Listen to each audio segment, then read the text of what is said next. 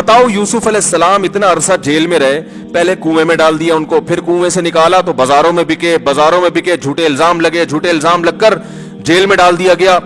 تو کبھی کہیں قرآن میں آتا ہے کہ یوسف علیہ السلام نے پھر وہاں کسی روحانی عامل سے رابطہ کیا کہ یار کسی نے کچھ کر دیا میرے اوپر, ٹینشن, یہ بڑا مسئلے کیا ہو گئے ہیں یار, مسلسل کام بگڑتے جا رہے ہیں. میں ابا کو سب سے زیادہ محبوب تھا, ہونا تو یہ چاہیے تھا ساری جائیداد ابا میرے نام کر دیتے, لیکن ہوا کیا ہے, میں نے بھائیوں کا کبھی کچھ بگاڑا نہیں. یہ آواز میں ایکو کیوں پیدا ہو رہا ہے بھائی؟ میں نے بھائیوں کا کبھی, باہر کا مائک مجھے لگ رہا ہے اسپیکر آن ہے, میں نے کبھی کسی کا کچھ بگاڑا نہیں, بھائیوں نے مجھے کنویں میں ڈال دیا. پھر ابھی میں 7-8 سال کا بچہ تھا, کنویں سے نکال کے بازاروں میں مجھ جیسے شہزادے کو بیچا گیا, پھر بیچ کے چلو تھوڑے دن سکون کا سانس ملا تھا بادشاہ کے, چلو کسی اچھی جگہ چلا گیا بکے میں, تو سکون کا سانس ملا تھا.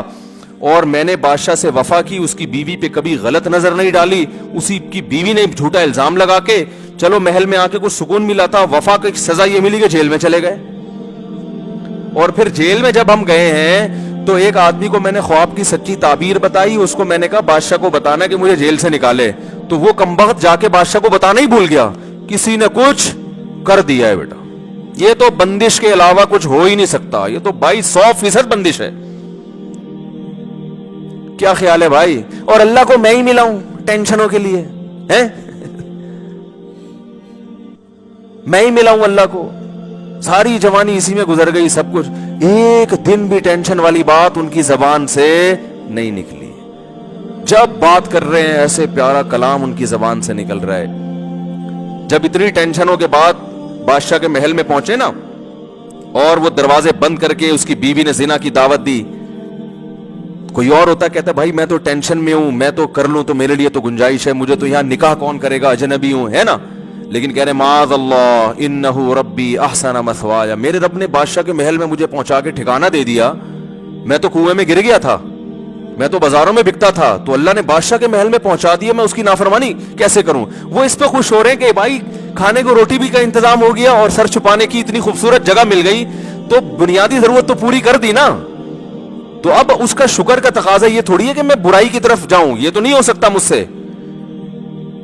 پھر جب الزام لگ کے جیل میں گئے ہیں, جیل میں جانے کے بعد جو 2 شخص آئے نا تعبیر پوچھنے کے لیے, تو ان کو پہلے دین کی دعوت دے رہے ہیں, ان کو خواب کی تعبیر بتا کے کہہ رہے ہیں کہ دیکھو ذالک من فضل اللہ علینا, میں نے سچی تعبیر جو تمہیں بتائی ہے نا, یہ اللہ کا ہم پہ فضل ہے. حالانکہ وہ کہہ سکتے تھے اللہ کا فضل کہاں سے بھائی, دیکھو جیل میں پڑے ہیں یار بغیر کسی جرم کے بھائی. لیکن خواب کی تعبیر سچی بتا دینا اللہ کی ایک نعمت ہے نا, یہاں نعمت کو ہائی لائٹ کر رہے ہیں کہ بھائی یہ میری بنیادی ضرورت نہیں ہے کہ میں خوابوں کی تعبیر بتاؤں, لیکن اللہ نے میرے اوپر ایک الگ سے احسان کیا جو عام لوگوں پہ نہیں ہوتا. وہ احسان یہ کہ میں تعبیر بتاتا ہوں سچ نکلتی ہے بالکل. پھر آگے بتا رہے ہیں دیکھو یہ جو اللہ نے مجھے اتنا پروٹوکول دیا, اتنی عزت دی, اس لیے کہ میں شرک نہیں کرتا, توحید پر ہوں, میں تبلیغ بھی کر دی ان کو. کتنے زیادہ, یعنی پھر جب جیل سے چھوٹے ہیں, جیل سے چھوٹ کے پھر ابا کو بلایا, ابا آئے اور سارے بیٹے آ گئے, تو پھر ابا سے بغلگیر ہوئے مصر میں نا. تو پھر ابا کو جو کہانی سنا رہے ہیں ماضی کی, اس میں ٹینشن والے سارے واقعات کو اسکپ کر دیا انہوں نے, ٹھیک ہے نا. کنویں میں ڈالنے کا تذکرہ کر ہی رہے, کنویں سے نکلنے کا کر رہے ہیں, جیل میں جانے کا تذکرہ نہیں کر رہے, جیل سے نکلنے. اذ اخرجنی من السجن, میرے رب نے اس وقت بڑا احسان کیا جب مجھے جیل سے نکالا ہے بھائی, کیونکہ بہت سے جیل میں جاتے ہیں نکلنا نصیب نہیں ہوتا. میرے رب نے احسان کیا مجھے جیل سے نکالا. اب چونکہ بھائیوں کو معاف بھی کر چکے تھے تو اب ان کو بھی آر نہیں دلا رہے کہ تم کمبختوں نے مجھے کنویں میں ڈالا تھا تو میرے رب نے احسان کر کے مجھے کنویں سے نکال لیا. جب معاف کر دیا تو اب کیا تذکرہ, من بعد ان نزغ الشیطان بینی وبین اخوتی, یہ سب کچھ اس وقت ہوا جب شیطان نے میرے اور بھائیوں کے درمیان غلط فہمیاں ڈال دی تھی, نفرت ڈال دی تھی. سارا جو برائی شیطان پہ ڈال دی, ٹھیک ہے نا, بلی کس پہ ڈال دی, شیطان. کیسا ظرف ہے بھائی, لا تثریب علیکم اليوم, کوئی گناہ نہیں ہے, معاف کیا جاؤ یار, بس مقدر تھا, اللہ نے ایسے ہی مصر کا بادشاہ بنانا تھا, نوازنا تھا, ہو گیا.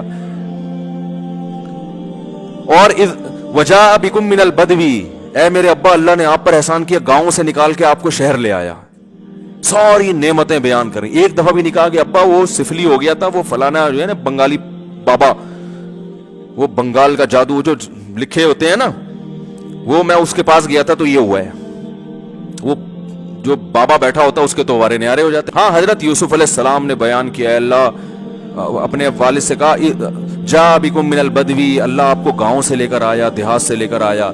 कैसा सबर, कितने आराम से इस गमों को, इसलिए कि भाई ये तो दुनिया में जो बुनियादी जरूरत की चीजें थी वो तो बहरहाल मिल रही थी।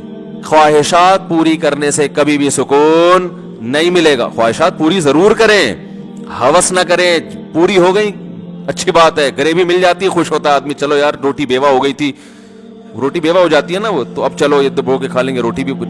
गरीबी का जो फलसफा है वो ये था कि रोटी बच जाए, जाया ना हो जाए ना, और नहीं है तो कोई बात नहीं, खा तो लिया ना हमने, तो बुनियादी जरूरत तो पूरी हो गई, अब ठीक है। लोग क्या करते हैं, फलां के पास ऐसा, फलां के पास ऐसा, तो भाई फलां भी मर के खत्म हो जाएगा थोड़े दिनों में, ठीक है ना। बड़े बड़े आए मर के चले गए, कब्र में आपकी उससे मुलाकात होगी, एक ही कंडीशन में होंगे दोनों। जिसने बंगला बना लिया, जो किराए पे रह रहा है, मरने के बाद कब्र में अलग सलैक होगी बरज़ख में, हाँ भाई अब क्या कहेगा, भाई मेरी भी जेब खाली, तुम्हारी भी जेब खाली, तो फ्यूचर दोनों का एक जैसा। आप किराए के घर में रह रहे हैं, आपको पता है फ्यूचर मेरा ऐसा है कि बहरिया टाउन पे 6 बंगले मिल जाएंगे मुझे, खुश हो गए ना आप। और एक अपने घर में रह रहा है, उसको पता है कि फ्यूचर ऐसा है कि मैं यहां से निकाल दिया जाऊंगा, तो खुश कौन होगा, फ्यूचर को देख के। तो फ्यूचर हम सबका एक जैसा होने वाला है, ठीक है। तो किसी की तरक्की से ना तो जलने की जरूरत, ना टेंशन में आने की जरूरत। तरक्की है, ये तरक्की के बाद फिर तनज़्ज़ुल है, मरने के बाद बिल्कुल एक जैसे।